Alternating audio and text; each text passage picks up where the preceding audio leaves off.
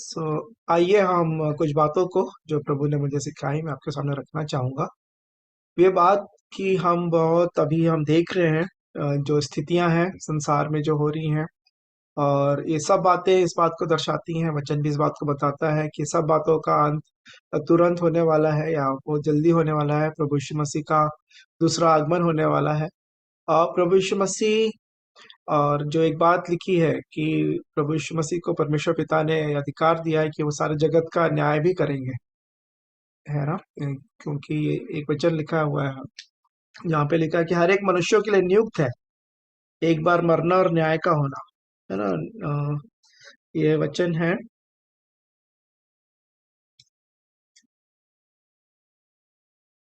इब्रानियों में कि मनुष्यों के लिए ये बात नियुक्त है कि एक बार। अब में से किसी को याद है तो आप बता सकते हैं। इब्रानी 9:27। थैंक यू भैया, धन्यवाद। इब्रानियों 9:27, ये बात सभी को याद रहनी चाहिए। तो ये स्थल में भूल रहा था, लेकिन ये बात याद थी कि और जैसे मनुष्यों के लिए एक बार मरना और उसके बाद न्याय का होना नियुक्त है ना। ये बात हम सबके लिए नियुक्त है कि हम हमारी मृत्यु होगी, शरीर एक मृत्यु जो है वो होगी, और फिर उसके बाद न्याय होगा। तो न्याय जब होगा तो किस चीज का न्याय होगा, है ना। हम यदि इस बात को देखते हैं तो वचन में प्रभु यीशु मसीह ने कुछ बातें लिखी हुई है। प्रभु यीशु मसीह ने स्वयं कहा है, और भी विभिन्न वचनों से हम देखेंगे कि न्याय के आसन के सामने क्या होगा। तो उसके लिए हम निकाल लेंगे मत्ती उसका 25वां अध्याय। मत्ती 25 उसका 31 से आगे लिखा हुआ है। 31 से 46 तक है ये वचन का भाग, जहाँ पे न्याय के दिन में क्या क्या होगा। तो मैं इस बात को मैं पढ़ लूंगा।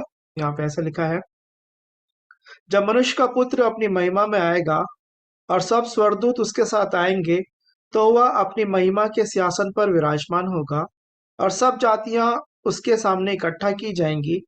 और जैसे चरवाहा भेड़ों को बकरियों से अलग कर देता है, वैसे ही वह उन्हें एक दूसरे से अलग करेगा।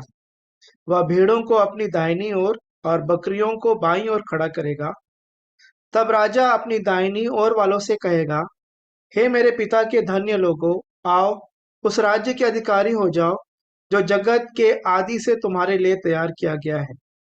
क्योंकि मैं भूखा था और तुमने मुझे खाने को दिया, मैं प्यासा था और तुमने मुझे पानी पिलाया, मैं परदेशी था और तुमने मुझे अपने घर में ठहराया, मैं नंगा था और तुमने मुझे कपड़े पहनाए, मैं बीमार था और तुमने मेरी सुधि ली, मैं बंदीगृह में था और तुम मुझसे मिलने आए। तब धर्मी उसको उत्तर देंगे, हे प्रभु, हमने कब तुझे भूखा देखा और खिलाया, या प्यासा देखा और पानी पिलाया? हमने कब तुझे परदेशी देखा और अपने घर में ठहराया, या नंगा देखा और कपड़े पहनाए? हमने कब तुझे बीमार या बंदीगृह में देखा और तुझसे मिलने आए? तब राजा उन्हें उत्तर देगा, मैं तुमसे सच कहता हूँ कि तुमने जो मेरे इन छोटे से छोटे भाइयों में से किसी एक के साथ किया, वह मेरे ही साथ किया। और 41 वचन से आगे पढ़ेंगे मत्ती 25 का। तब वह बाईं ओर वालों से कहेगा, हे शापित लोगों, मेरे सामने से उस अनंत आग में चले जाओ जो शैतान और उसके दूतों के लिए तैयार की गई है। क्योंकि मैं भूखा था और तुमने मुझे खाने को नहीं दिया, मैं प्यासा था और तुमने मुझे पानी नहीं पिलाया, मैं परदेशी था और तुमने मुझे अपने घर में नहीं ठहराया, मैं नंगा था और तुमने मुझे कपड़े नहीं पहनाए, मैं बीमार और बंदीगृह में था और तुमने मेरी सुधि ना ली। तब वे उत्तर देंगे, हे प्रभु, हमने तुझे कब भूखा या प्यासा या परदेशी या नंगा या बीमार या बंदीगृह में देखा और तेरी सेवा टहल ना की? तब वह उन्हें उत्तर देगा, मैं तुमसे सच कहता हूँ कि तुमने जो इन छोटे से छोटों में से किसी एक के साथ नहीं किया, वह मेरे साथ भी नहीं किया। और ये अनंत दंड भोगेंगे, परंतु धर्मी अनंत जीवन में प्रवेश करेंगे। आइए प्रार्थना करेंगे वचन के भाग के लिए। परमेश्वर पिता, प्रभु यीशु मसीह के पवित्र और मीठे नाम से आपके अनुग्रह के सिंहासन के सन्मुख आते हैं प्रभु जी। जबकि आपके वचन पे हम ध्यान करना चाहते हैं, पवित्र आत्मा मेरी अगुवाई करें बोलने में, और हर एक प्रियो को सुनने में भी प्रभु जी आप सहायता और मदद करें, ताकि आप जो हमसे कहना चाहते हैं उनको हम ठीक ठीक समझने पाए, और वैसे ही हमारा जीवन होने पाए।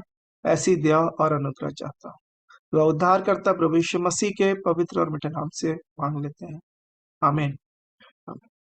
तो जब हम न्याय का दिन जब आ गया, हम कहते हैं तैयार हो जाओ, तो न्याय की तैयारी के समय यहाँ पे लिखा है कि प्रभु यीशु मसीह जब न्याय करेंगे तो क्या क्या करेंगे।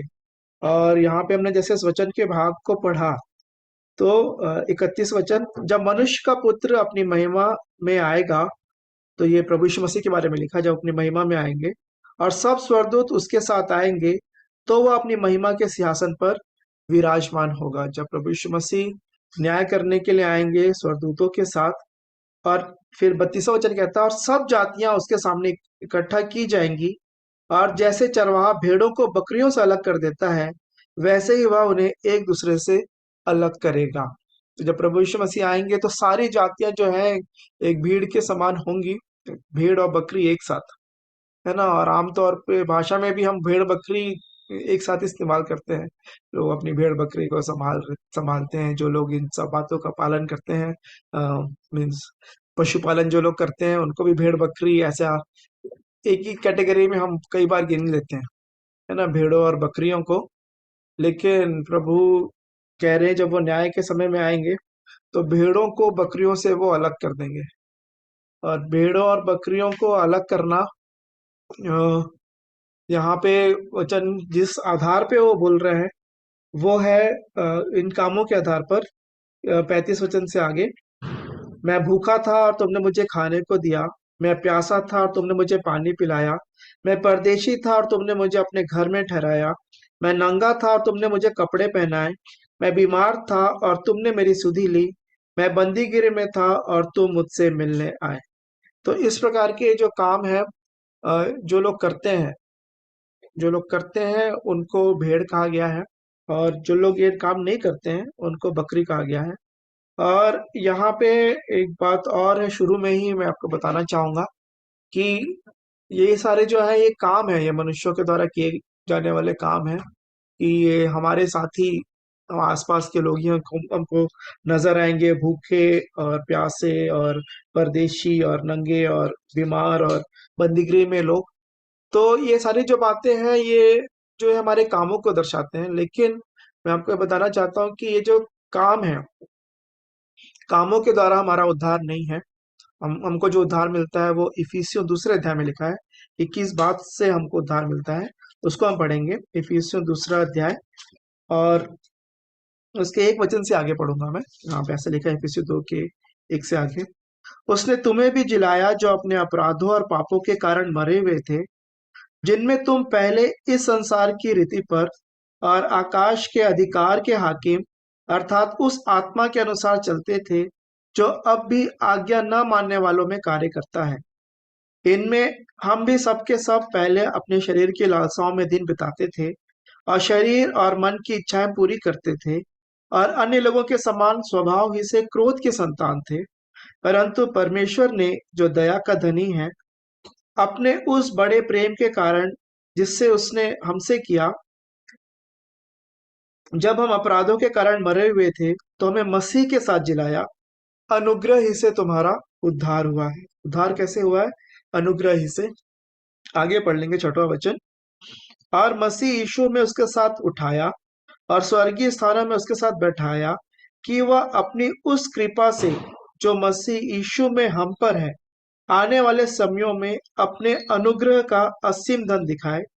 क्योंकि विश्वास के द्वारा अनुग्रह ही से तुम्हारा उद्धार हुआ है, और यह तुम्हारी ओर से नहीं वरन परमेश्वर का दान है ना। यहाँ पे कैसे हमारा उद्धार होता है?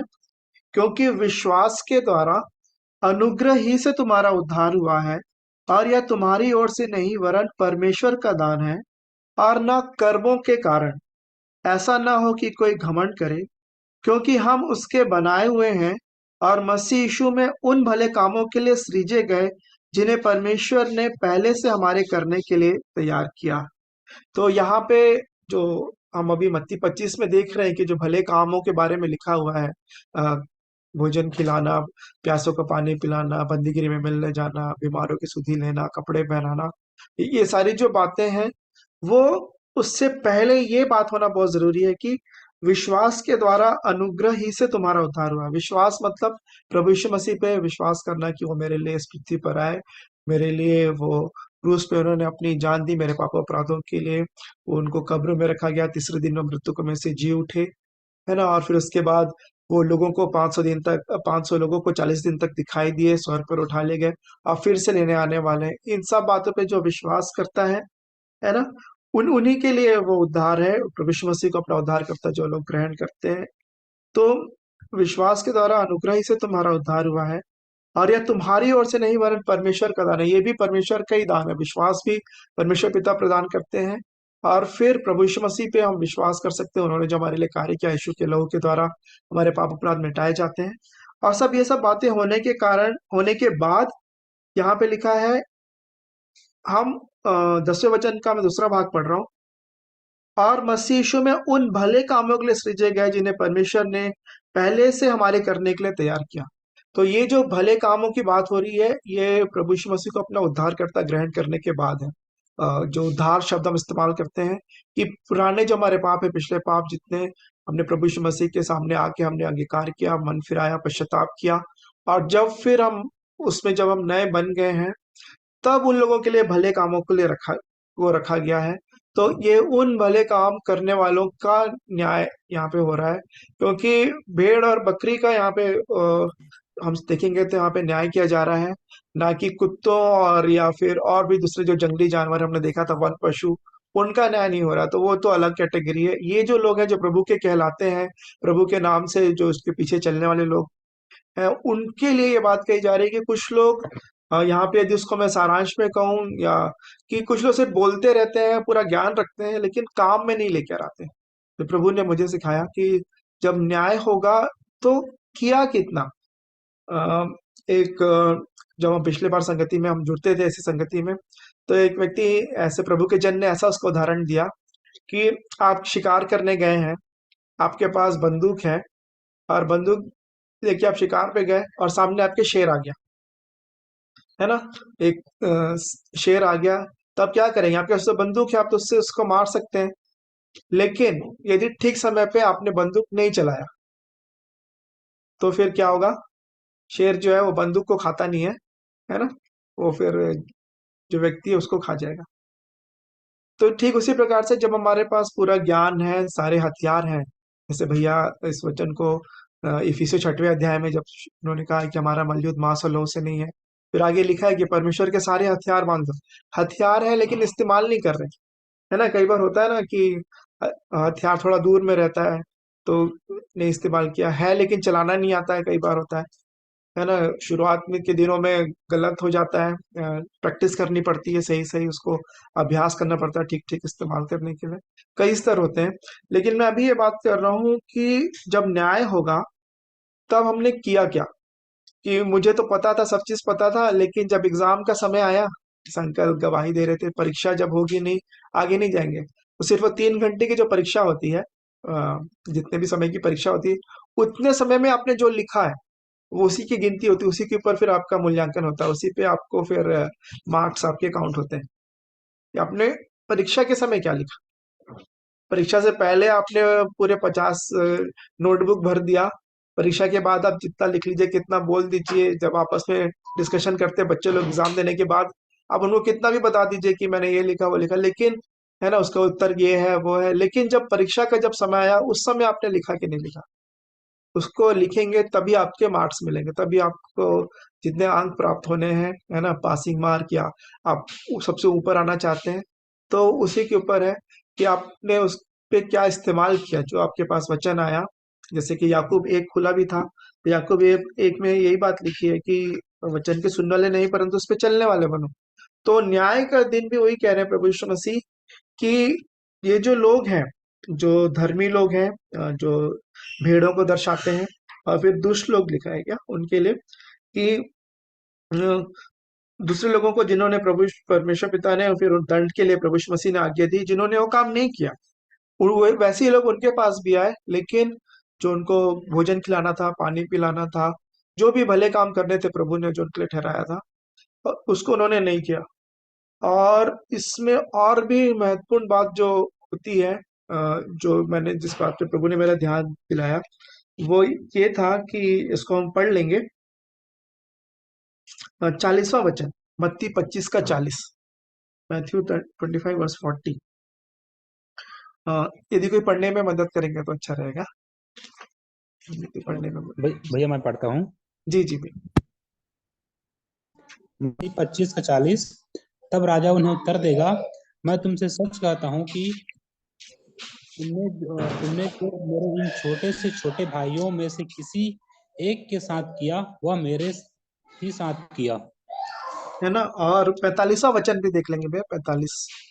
जी तब वह उन्हें उत्तर देगा, मैं तुमसे सच कहता हूँ कि तुमने जो इन छोटे से छोटों में से किसी एक के साथ नहीं किया, वह मेरे साथ भी नहीं किया। है ना। यहाँ पे जो बात रिपीट हुई है, छोटे से छोटे भाइयों के साथ, है ना। और छोटे से छोटों में से किसी एक के साथ नहीं किया।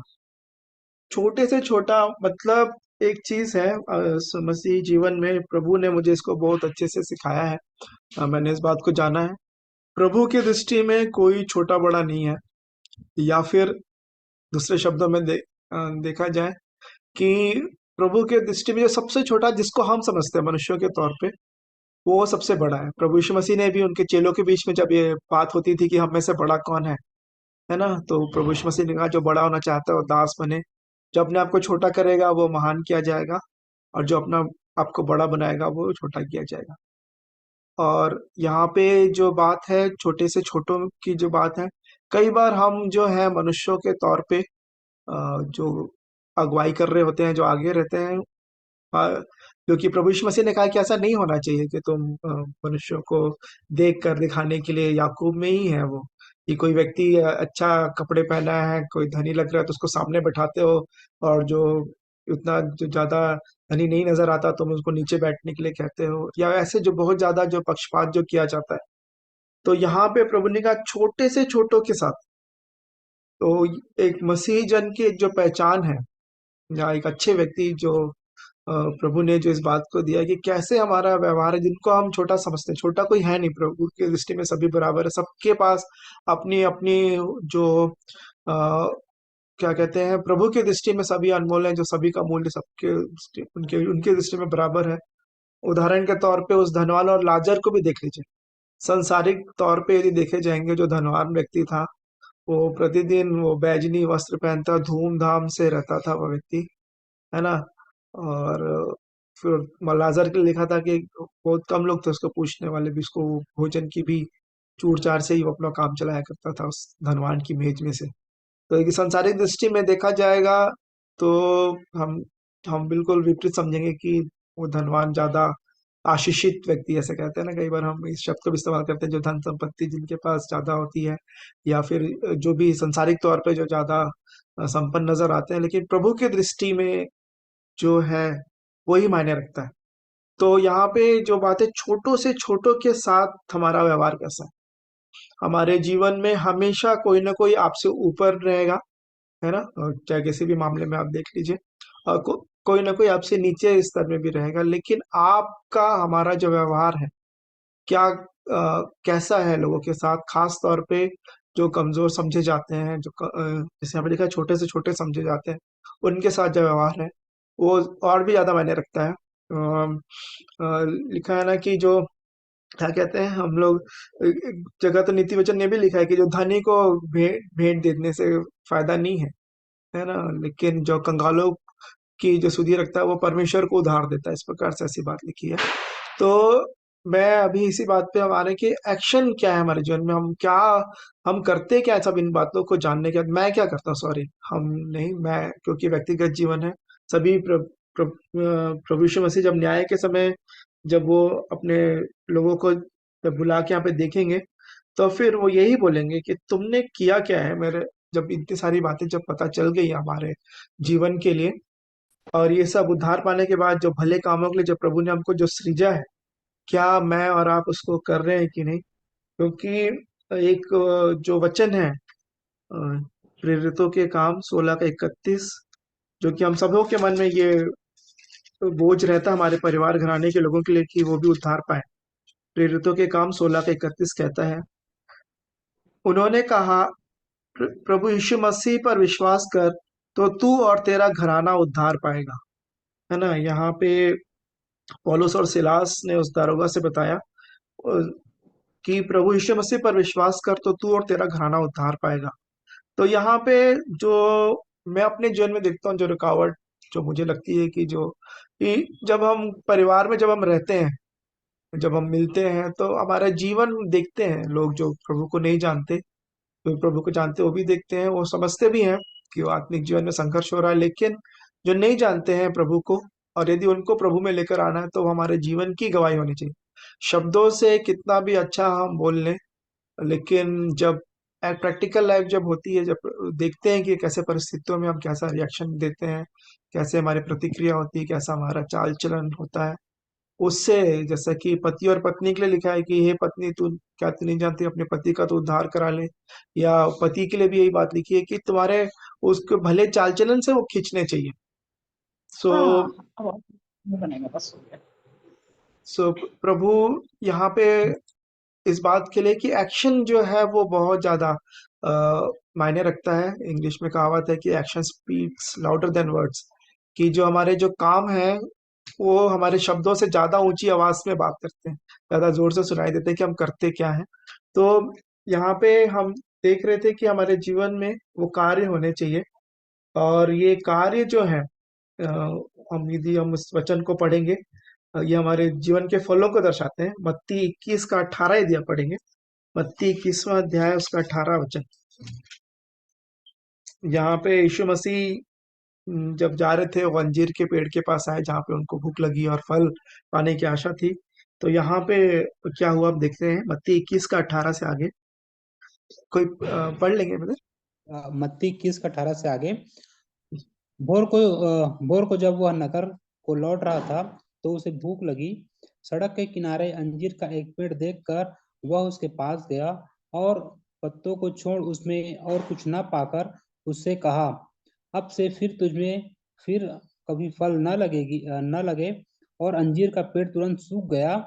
यह देखकर चेलों को अचंभा हुआ और उन्होंने कहा, यह अंजीर का पेड़ तुरंत कैसे सूख गया? उसने उनको उत्तर दिया, मैं तुमसे सच कहता हूँ, यदि तुम विश्वास रखो और संदेह न करो तो न केवल यह करोगे जो इस अंजीर के पेड़ से किया गया, परंतु यदि इस पहाड़ से भी कहोगे उखड़ जा और समुद्र में जा पड़ तो यह हो जाएगा। और जो कुछ तुम प्रार्थना में विश्वास से मांगोगे वह सब तुमको मिलेगा। आमीन आमीन। तो यहाँ पे प्रभु यीशु मसीह एक अंजीर के पेड़ के पास गए और उसमें पत्तों को छोड़कर कुछ नहीं पाया, है ना। तो यहाँ पे हम वही भले कामों के लिए जो सृजे गए या भले कामों के फलों के बारे में हम देख रहे हैं। तो यहाँ पे वो फल लगना जरूरी है। मतलब पत्ते मतलब यदि आप देखेंगे वैज्ञानिक तौर पे तो पत्तों का काम है कि वो उसके लिए जितना भोजन आवश्यकता है, जितनी पोषक तत्वों की आवश्यकता है पत्तों में वो बनता है फोटोसिंथेसिस के द्वारा भोजन, फिर वो जड़ से उसको खाना मिल रहा है, सब चीज हो रहा है। लेकिन फल होना चाहिए फिर उसके बाद जीवन में, वहां पे हमारे जीवनों में जब प्रभु यीशु मसीह आके वहां पे ढूंढने लगे तो फल नहीं मिला तो उसको फिर दंड दिया। तो ये भी एक न्याय को दर्शाता है जो हम यहाँ पे मत्ती 25 से आप इसको देख सकते हैं कि सब चीज था, भेड़ बकरी मतलब साथ साथ चल रहे हैं, एक साथ जा रहे हैं, लेकिन फिर वहां पे एक समय आया, न्याय के समय, फिर उनको अलग करना पड़ा। तो पृथ्वी पे उससे पहले वो एक साथ नजर आ रहे थे भेड़ और बकरी, लेकिन अंतर था कि छोटों से छोटों के साथ जो हमने व्यवहार किया है, कैसे जीवन में जो एक्शन में लेकर आए, जो कुछ हमने सीखा है प्रभु से। और यदि हम इसका 24 का 36 से 44 भी देखेंगे, मत्ती 24 का मत्ती 24 का 36 से, उस दिन और उस घड़ी के विषय में कोई नहीं जानता, न स्वर्ग के दूत और न पुत्र, परंतु केवल पिता। जैसे नूह के दिन थे वैसे ही मनुष्य के पुत्र का आना भी होगा। क्योंकि जैसे जल प्रलय से पहले के दिनों में जिस दिन तक कि नूह जहाज पर न चढ़ा उस दिन तक लोग खाते पीते थे और उसमें विवाह होते थे, और जब तक जल प्रलय आकर उन सबको बहा न ले गया तब तक उनको कुछ भी मालूम न पड़ा। वैसे ही मनुष्य के पुत्र का भी आना होगा।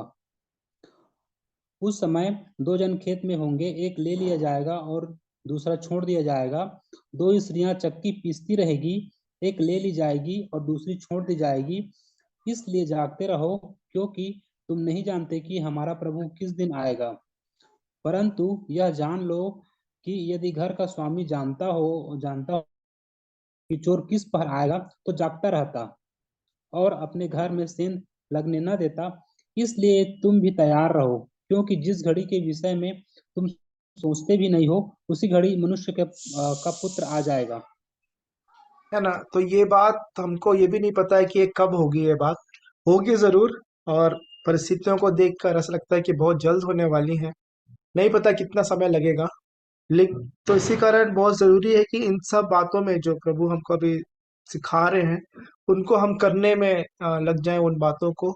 और अवसर जरूर देते हैं प्रभु कि हमारे जीवन में बहुत सारे ऐसे अ, आते हैं अवसर कि हम इन बातों को हम करने पाए, या फिर हर समय करना चाहिए जब भी हमारे प्रतिदिन के जीवन में ये सारी बातें होने पाए, क्योंकि हम नहीं जानते कि प्रभु यीशु मसीह का आगमन कब होगा। तो हम तैयार रहें। और लिखा है कि दो जन खेत में होंगे, कार्य कर रहे हैं, कार्य क्षेत्र में है। ये सेवकाई के लोगों के लिए भी दर्शाता है जो प्रभु के कार्यों में है, या जो दो स्त्रियां चक्की पीस रही होंगी घरेलू काम में, है ना। जो लोग हैं, स्त्रियां हैं, या फिर हम भी यदि सिर्फ अपने घर में ही यदि अपने घर का ही हम देखभाल कर रहे हैं, तो भी उसमें है कि दो जन, एक ले लिया जाएगा, एक छोड़ दिया जाएगा। हमने देखा भेड़ और बकरियों को भी अलग कर दिया जाएगा। तो उसी समय हमारी पहचान होगी कि हमारे कार्य कैसे हैं, हमारे जीवन में फल किस प्रकार से लग रहे हैं। क्योंकि हमारे जीवन में प्रभु यीशु मसीह ने इस बात को कहा था मत्ती 7 के 15 से 20 में। अ, एक एक प्रकार के लोग थे जो प्रभु यीशु मसीह के लिए बहुत अड़चने पैदा करते थे। मत्ती 7वां अध्याय 15 से लेके 20 तक यदि हम पढ़ेंगे। मत्ती 7 अध्याय 15 से 20। जी झूठे बिल्कुल। भविष्यवक्ताओं से सावधान रहो, जो भेड़ के भेष में तुम्हारे पास आते हैं, परंतु अंतर में वे फाड़ने वाले भेड़िए हैं। उनके फलों से तुम उन्हें पहचान लोगे। क्या लोग झाड़ियों से अंगूर या ऊंट कतारों से अंजीर तोड़ते हैं? इस प्रकार हर एक अच्छा पेड़ अच्छा फल लाता है, और निकम्मा पेड़ बुरा फल लाता है। अच्छा पेड़ बुरा फल नहीं ला सकता, और न निकम्मा पेड़ अच्छा फल ला सकता है। जो जो पेड़ अच्छा फल नहीं लाता, वह काटा और आग में डाला जाता है। इस प्रकार उसके फलों से तुम उन्हें पहचान लोगे। है ना। यहाँ पे स्पष्ट फिर से प्रभु यीशु मसीह ने कहा, उनके फलों से तुम उन्हें पहचान लोगे। हमने पिछले दिनों वो वन पशु और फिर चरवाहे के विषय में भी हम देख रहे थे, इनके विषय में भी देख रहे थे, झूठे भविष्यवक्ताओं के विषय में, कि कैसे हमको सावधान रहना है। तो यहाँ पे यही बात है कि फलों से हम एक व्यक्ति के जीवन की जो पहचान है, वो उस समय होती है। एक सिंगर है या प्रभु के जन है, पास्टर, आप लोग शायद उनके नाम को भी जानते होंगे, पास्टर अमित कामले, जिन्होंने बहुत सारे प्रभु की महिमा के गीतों को गाए हैं और गाते भी हैं। तो हमारे एक बार कलीसिया में वो आए थे, और उन्होंने यही बात, जो जवानों की सभा हो रही थी, तो उनको ये एक बात बताई थी कि जवानों, जो खास तौर पे जो वर्शिप लीडिंग करते हैं, जो म्यूजिशियन है, जो बजाते हैं, जो गाते हैं, जो स्टेज में रहते हैं, बोले तुम्हारा जो जीवन है वो स्टेज में जो करते हो वो नहीं है। जब स्टेज से उतरते हो और उसके बाद क्या करते हो, जो तुम्हारा जीवन है वही मायने रखता है। एक प्रकार से उनको वो सिखा रहे थे, और सबके लिए, हमारे लिए भी है कि हम मीटिंग में आके, या जब भी प्रभु के लोगों की जब संगति होती है, कलीसियाओं में जाते हैं, तब हमारा कुछ अलग होता है। और जब हम अकेले में होते हैं या अपने परिवारों में होते हैं, तब फिर जब हम हमारे ऑफिस कार्य क्षेत्र में होते हैं, तो एक्चुअल में जो हमारा जो जीवन है वो अकेले में है, व्यक्तिगत में है। कि हम कैसे सोचते हैं, हमारे विचार क्या हैं, कैसा हमारा जीवन है, ये बात वहाँ पे मायने रखती है। तो यहाँ पे वही है कि हम, और जो एक्शंस है हमारे जीवन में, उससे जो काम होता है, ये अच्छा पेड़ अच्छा ही फल लेके आएगा, और फिर बुरा पेड़ जो है वो बुरा फल लेकर आएगा। और दिखावा करने वाले के लिए तो प्रभु यीशु मसीह ने बहुत वो अ, कड़े शब्दों का इस्तेमाल किया है। हम इन बात जानते हैं सदुकी फरीसियों के विषय में, या शास्त्रियों के में, जो भी, कि हम बोलते बस रहते हैं लेकिन करते नहीं। अपनी छोटी उंगली से भी छुना नहीं चाहते उन कामों को, लेकिन चाहते हैं दूसरे लोग करें। इस प्रकार की बातें करना कि खुद नहीं करना, लेकिन लोगों को बस बोलते रहना। और ये सारी जो चीजें हैं, तो हमारे जीवन के फलों से वो हमारी पहचान होती है। और यहाँ पे जैसे लिखा है, झूठे भविष्यवक्ताओं से सावधान रहो। और जब हम इस बात को भी देख रहे थे कि छोटों से छोटों के लिए तो प्रभु की दृष्टि में कितना महत्व है छोटे से छोटों का, तो इसके लिए हम पढ़ लेंगे मत्ती 18 और उसका 6 से लेके 9 वचन तक, 7 वचन तक, 7 तक, 6 और 7 पढ़ लेंगे। ये 18, 6 और 7। जी। पर जो कोई इन छोटों में से जो मुझ पर विश्वास करते हैं एक को ठोकर खिलाए, उसके लिए भला होता कि बड़ी चक्की का पाट उसके गले में लटकाया जाता और वह गहरे समुद्र में डुबाया जाता। ठोकरों के कारण इस संसार पर हाय, ठोकरों का लगना अवश्य है, पर हाय उस मनुष्य पर जिसके द्वारा ठोकर लगती है ना, यहाँ पे बहुत जरूरी है ये हमारे जीवन में छोटे से छोटों के लिए, जैसे प्रभु की दृष्टि में कितना छोटों में से एक को ठोकर खाएगा, एक जन को भी ठोकर नहीं खाना, कितना प्रभु की दृष्टि में हम जो मनुष्यों के तौर पे छोटा है बड़ा समझते हैं, प्रभु की दृष्टि में वही सबसे बड़े हैं, ऐसा समझ लीजिए कि अपने लिए हमारे जीवन के लिए और मेरे अपने जीवन में कई बार क्या कहते हैं जैसा होना चाहिए जीवन, इसमें मैं कमी पाता हूँ, लेकिन प्रभु ने मुझे सिखाया इन बातों को कि ये हमारे जीवन में छोटे बड़ा वाली जो बात है, बड़ों का आदर तो करें जरूर, लेकिन छोटों का छोटा कोई है नहीं प्रभु की दृष्टि में, वो और ज्यादा आदर के योग्य है ऐसा समझेंगे, क्योंकि देह के बारे में लिखा है, यदि हम पहला कुरिन्थियों में पढ़ेंगे कि देह में जो सबसे ज्यादा कमजोर अंग जानने जाते हैं वो सबसे ज्यादा आदर के योग्य भी गिने गए हैं, ऐसा लिखा है। सो प्रभु सहायता करे कि हम जब हमारे जीवन से जो फल जो लगने वाली बात है, सबके साथ जो हमारा व्यवहार है हमारा जीवन है, जैसे हमने मत्ती में देखा कि हमारे फलों से वही प्रभु यीशु मसीह पहचानेंगे, हमको कहा है। और फिर फलों के विषय में यदि हम देखेंगे तो मत्ती 3:8 पढ़ लेंगे, मत्ती 3 अध्याय उसका 8वां वचन। मत्ती 3 अध्याय का 8वां पद। हाँ जी। इसलिए मन फिराव के योग्य फल लाओ। है ना, और बस यहाँ पे इसके पहले जो संबोधन जो किया गया है 7वें वचन को पढ़ेंगे फरीसियों के विषय में, फरीसी और सदुकियों के विषय में, 7 वचन को भी पढ़ लीजिएगा भैया। जी, जब उसने बहुत से फरीसियों और सदूकियों को बपतिस्मा लेने के लिए अपने पास आते देखा, तो उनसे कहा, हे सांप के बच्चों, तुम्हें किसने जता दिया कि आने वाले क्रोध से भागो? इसलिए मन फिराव के योग्य फल लाओ। है ना, पहले मन फिराव के योग्य फल लाओ, मन फिराव और जिन बातों में पहले थे उनसे फिर के जो योग्य फल है जो दिखाई दे, है ना, फिर आके तुम उसमें सामने आओ, क्योंकि बिना मन फिराए ये लोग आ रहे थे सदुकी फरीसी लोग, तो इसी कारण उनसे ऐसे बात कही गई। तो इसलिए फल अभी हम देख रहे हैं हमारे जीवन में फलों के लिए कि कैसे जब न्याय का दिन होगा तो फलों से पहचान होगी, और फलों के द्वारा ही फिर प्रभु यीशु मसीह ने जो जैसा उनको कहा कि भीड़ों को तुम पिता राज्य में तुम प्रवेश करो, है ना, और फिर उनको दंड की आज्ञा हुई कि उन्होंने उन कार्यों को नहीं किया था। तो प्रभु हम आपके मेरी सहायता करें कि हमारे जीवन में ये फल लगने पाए, क्योंकि यदि हम प्रेरितों के काम 1:8 यदि पढ़ेंगे,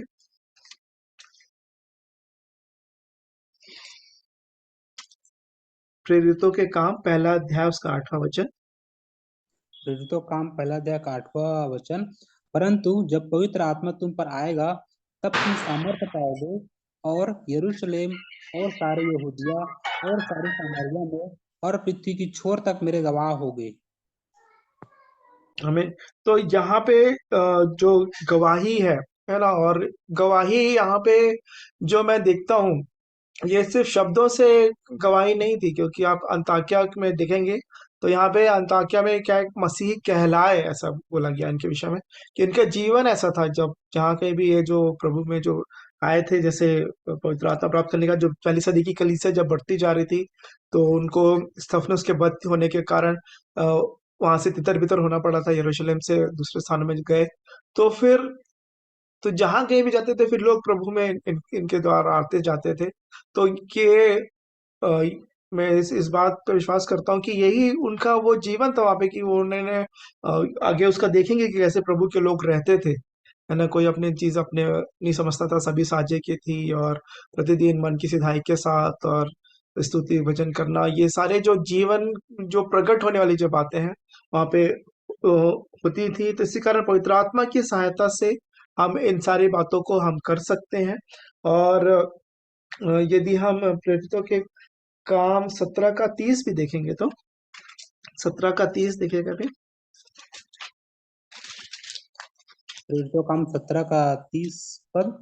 30 इसलिए परमेश्वर ने अज्ञानता के समयों पर ध्यान नहीं दिया, पर अब हर जगह सब मनुष्य को मन फिराने की आज्ञा देता है। है ना। तो जब तक ये बातें आपको पता नहीं थी तब तक तो प्रभु ने उन बातों को ध्यान नहीं दिया, लेकिन जब हम ये बातें अब हमको पता चल गई और ये हमारे जीवन में यदि हम पाते हैं कि इस क्षेत्र में कोई कमी या घटी है, तो प्रभु की ओर मन फिराने का अवसर है कि हम मन फिराएं, ताकि ये परमेश्वर पिता की ओर से आज्ञा है, ताकि फिर जब हम विश्वास के द्वारा अनुग्रह से जब हमारा उद्धार हो तो फिर इन भले कामों में हम लगने पाए।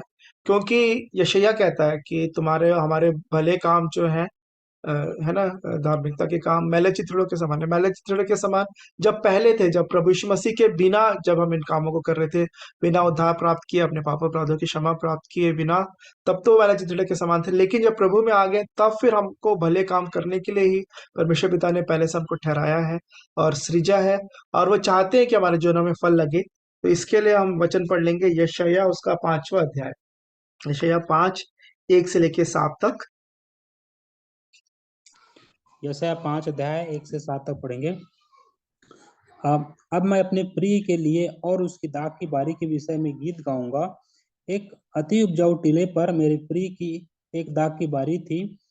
उसने उसकी मिट्टी खोदी और उसके पत्थर बीन उत्तम जाति की एक दाख लता लगाई। उसके बीच में उसने एक गुम्मट बनाया और दाख रस के लिए एक कुंड भी खोदा। तब उसने दाख की आशा की, परंतु उसमें निकम्मी दाखें ही लगी। अब हे यरूशलेम के निवासियों और हे यहूदा के मनुष्यों, मेरे और मेरे दाख की बारी के बीच न्याय करो। मेरी दाख की बारी के लिए और क्या करना रह गया जो मैंने उसके लिए न किया हो? फिर क्या कारण है कि जब मैंने दाख की आशा की तब उसमें निकम्मी दाखें लगी? अब मैं तुमको बताता हूँ कि अपनी दाख की बारी से क्या करूंगा। मैं उसके कांटे वाले बाड़े को उखाड़ दूंगा कि वह चट की जाए, और उसकी दीवार को ढा दूंगा कि वह रौंदी जाए। मैं उसे उजाड़ दूंगा, वह न तो फिर छांटी और न खोदी जाएगी, और उसमें भांति भांति के कटीले पेड़ उगेंगे। मैं मेघों को भी आज्ञा दूंगा कि उस पर जल न बरसाए, क्योंकि सेनाओं के यहोवा की दाख की बारी तो इज़राइल का घराना है, और उसका प्रिय पौधा यहूदा के लोग हैं। और उसमें और उसने उसमें न्याय की आशा की, परंतु अन्याय दिखाई पड़ा। उसने धर्म की आशा की, परंतु उसे चिल्लाहट सुनाई पड़ी। तो यहाँ पे परमेश्वर पिता ने वहां पे लिखा है कि चौथा वचन में, मेरी दाग की बारी के लिए और क्या करना रह गया जो मैंने उसके लिए ना किया हो? फिर क्या कारण है कि जब मैंने दाग की आशा की तब उसमें निकम्मी दाखें लगी? तो यहाँ पे प्रभु उस समय इसराइल के लोगों से वो कह रहे थे, यहूदा के घराने से, कि और क्या करना रह गया। या फिर अगर हमारे लिए अपने जीवन में यदि हम देखेंगे तो हमारे लिए प्रभु ने क्या करना बाकी है कि हम उन पे भरोसा रखें, उनके जो कि उनके अनुसार हम चलें, जो फल जो हमारे जीवन में वो चाहते हैं वो लगे। क्योंकि बहुत सारे लोग कह सकते हैं कि तो इज़राइल के लिए है, यहूदा के लिए है, लेकिन आप यदि आप नए नियम में पढ़ेंगे तो वहां पे लिखा अंजीर के पेड़ के विषय में। हमने देखा था अंजीर के पेड़ से उन्होंने फल की आशा की, तो अंजीर का जो पेड़ है वो अन्य जातियों को दर्शाता है। और एक जगह और लिखा है, मुझे वो वचन अभी याद नहीं है, लेकिन वहां पे अंजीर के पेड़ से भी प्रभु यीशु मसीह ने कहा कि वो फल पाने की आशा रखते हैं, और हमारे से जो अन्य जाति में से होके जो विश्वास करके प्रभु में आए हैं, उनसे भी परमेश्वर पिता चाहते हैं कि हमारे जीवन से वो फल लगे। और इस वो वचन मिल गया प्रभु के दया अनुग्रह से, परमेश्वर पिता का धन्यवाद हो। लूका उसका 13 अध्याय उसका 6वें वचन से आगे दिया पढ़ेंगे। लूका 13 और उसका 6 से आगे। लूका 13 6 से आगे। फिर उसने यह दृष्टांत भी कहा, किसी की अंगूर की बारी में एक अंजीर का पेड़ लगा हुआ था। वह उसमें फल ढूंढने आया, परंतु ना पाया। तब उसने बारी के रखवाले से कहा, देख, 3 वर्ष से मैं इस अंजीर के पेड़ में फल ढूंढने आता हूँ, परंतु नहीं पाता। इसे काट डाल कि यह भूमि को क्यों रोके रहे।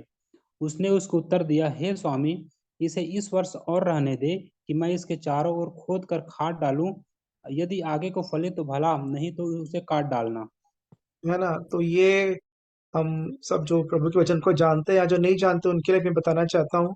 जैसे कि यहाँ पे यशायाह में लिखा है 5वें अध्याय में कि 7वां वचन कहता है कि क्योंकि सेनाओं के यहोवा की दाख की बारी तो इसराइल का घराना है और उसका प्रिय पौधा यहूदा के लोग हैं। तो ये अंगूर को दर्शाता है, ये दाख की बारी को, दाख मतलब अंगूर को दर्शाता है। लेकिन यहाँ पे जो हम लूका में हमने पढ़ा, लूका 13 में, वह है कि किसी अंगूर की बारी में एक अंजीर का पेड़ लगा था। तो अंजीर का पेड़ हम अन्य जातियों को दर्शाता है कि जितने विश्वास करने वाले हैं इब्राहिम के वंश में गिने जाते हैं और फिर हम आशीष के हकदार होते हैं। सो हम अंजीर के पेड़ हैं जो दाख की बारी में या अंगूर के बारी में हम लगाए गए हैं। लेकिन दोनों से अपेक्षा प्रभु यही करते हैं कि हमारे जीवनों में वो फल लगने चाहिए जो प्रभु ने हमारे लिए रखा है। तो क्योंकि लिखा है कि नहीं, तो यदि नहीं होगा तो फिर उसका फिर सही खामियाजा भी भुगतना पड़ेगा। तो यहाँ पे परमेश्वर पिता आपकी और मेरी सहायता करे कि ये सारी जो बातें हैं हमारे जीवन में हम कर क्या रहे हैं इतनी सारी चीजों को लेकर। मैं क्या कर रहा हूँ, सॉरी, मैं आपके विषय में आपकी गवाही होगी कि मैंने यदि किसी बात को मैंने सीखा यहाँ पे वचन, जब यहाँ पे वचन प्रचार किया गया या कभी भी जब मैंने स्वयं वचन पढ़ा या किसी में ऑनलाइन में सुन रहा था या कहीं पे भी आपके पास प्रभु जब बातचीत करते तो फिर हमने उसका किया क्या। पूरी जानकारी है लेकिन शेर सामने आया, बंदूक भी हाथ में है लेकिन ट्रिगर पे हाथ ही नहीं गया, गोली नहीं चलाए, है ना। निशाना भी कई बार चुकने का डर है। सही निशाने पे सही समय पे गोली चलाना बहुत जरूरी है कि अम, प्रभु सहायता करे कि हम इन सब बातों में जो प्रभु ने हमको सब सिखा रहे हैं, जो मेरे जीवन में जो दिखा रहे हैं उसको वो एक्शन में वो बदलने पाए। क्योंकि जैसे कि हम अपने इफिसियों में पढ़ा है कि प्रभु ने हमको भले कामों के लिए ठहराया है, हमको उद्धार इसलिए दिया है कि भले कामों को जो परमेश्वर पिता ने पहले से ठहराया है उन्हें हम पूरा करें। तो यही बात तीतुस में भी लिखी गई है। तीतुस उसका 2 अध्याय उसका 14वां वचन यदि आप पढ़ेंगे, तीतुस 2 का 14 वचन। तीतुस 2 अध्याय का 14वां वचन, जिसने अपने आप को हमारे लिए दे दिया कि हमें हर प्रकार के अधर्म से छुड़ा ले और शुद्ध करके अपने लिए एक ऐसी जाति बना ले जो भले भले कामों में सरगर्म हो। है ना। यहाँ पे जो भले भले कामों में जो सरगर्म है उनके लिए प्रभु कह रहे हैं कि हमको ऐसी जाति बना लें कि हमारे जीवन से सच में कि आ, हम अपने जीवन में क्या कर रहे हैं, जो जो चीजें हमको प्रभु हमको सिखा रहे हैं। क्योंकि एक लड़के की पहचान या हमारे व्यक्तिगत पहचान जो है वो हमारे कामों से होती है। वो नीति वचन यदि आप पढ़ेंगे, नीति वचन 20 का 11 वचन, नीति वचन 20 का 11।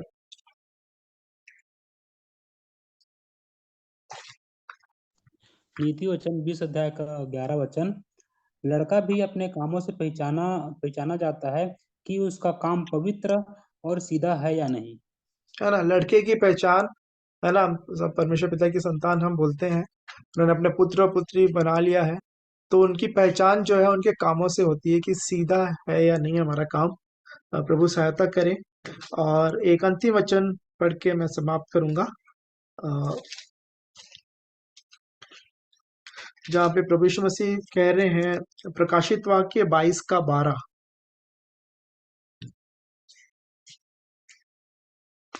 प्रकाशित वाक्य 22 का 12। प्रकाशित वाक्य 22 अध्याय का 12 पद, देख मैं शीघ्र आने वाला हूँ और हर एक के काम के अनुसार बदला देने के लिए प्रतिफल मेरे पास है। मैं है ना। अल्फा और ओमेगा, पहला और अंतिम, आदि और अंत हूँ। आदि और अंत हूँ। हालेलुया। है ना। वो कह रहे हैं, देख मैं शीघ्र आने वाला हूँ और हर एक के काम के अनुसार बदला देने के लिए प्रतिफल मेरे पास है। हमने क्या किया है जो प्रभु ने, या मैंने क्या किया है जो प्रभु ने मुझे दिया है, उसको मैंने पूरा किया है कि नहीं। और एक और वचन प्रभु ने मुझे दिखाया जो 2 कुरिन्थियों 5वां अध्याय उसका 10वें वचन है। 2 कुरिन्थियों 5 का 10, उसको भी पढ़ लेंगे फिर समाप्त करेंगे। 2 कुरिन्थियों 5 अध्याय का 10वां पद, क्योंकि अवश्य है कि हम सब का हाल मसीह के न्याय आसन के सामने खुल जाए कि हर एक व्यक्ति अपने अपने भले बुरे कामों का बदला जो उसने देह के द्वारा किए हैं पाए। है ना, सीधा सीधा लिखा है, क्योंकि अवश्य है कि हम सबका हाल मसीह के न्याय आसन के सामने खुल जाए, कि हर एक व्यक्ति अपने बुरे भले या बुरे कामों का बदला जो उसने देह के द्वारा किए हो पाए। जो देह के द्वारा जब हम थे इस पृथ्वी पे, अभी जब हम हैं, उस समय हमने क्या किया है, देह के द्वारा जो काम किए हैं उसके अनुसार वो न्याय होगा। और प्रभु सबकी हम सहायता करें, मेरी और आपकी, कि हम हमारे काम कैसे हैं, क्योंकि लड़के की पहचान उसके कामों से होती है। सो प्रभु आपकी और मेरी सहायता करें। मैं परमेश्वर पिता का धन्यवाद देता हूँ इन वचनों को मुझे सिखाने के लिए। एक्शन करना बहुत जरूरी है, और प्रभु ने अपना आत्मा दिया है कि जब पवित्र आत्मा तुम पर आएगा तब तुम सामर्थ पाओगे। और सच में जो जीवित गवाही जो होनी चाहिए, मेरी मेरे जीवन की, सिर्फ दिखाने के लिए नहीं, मनुष्यों को दिखाने के लिए नहीं, लेकिन सच में मैं अंदर से जैसा हूँ वैसे ही बाहर नजर आऊं, और फिर वो गवाही अच्छी गवाही है जो परमेश्वर पिता जो गवाही दे, और मनुष्य भी उस बात को देखने पाए। सो प्रभु मेरी और आप सबों की सहायता करें। मैं परमेश्वर पिता का धन्यवाद देता हूँ।